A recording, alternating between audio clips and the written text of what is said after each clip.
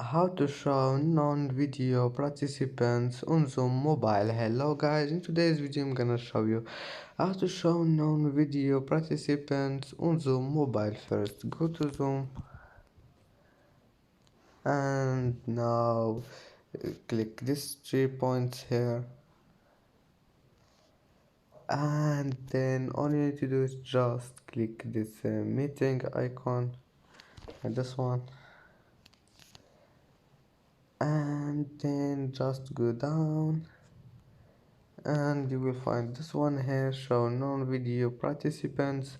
If you want to turn it off, just click on it, and as you see, show non-video participants has been turned off. And if you want to turn it on, click on it again.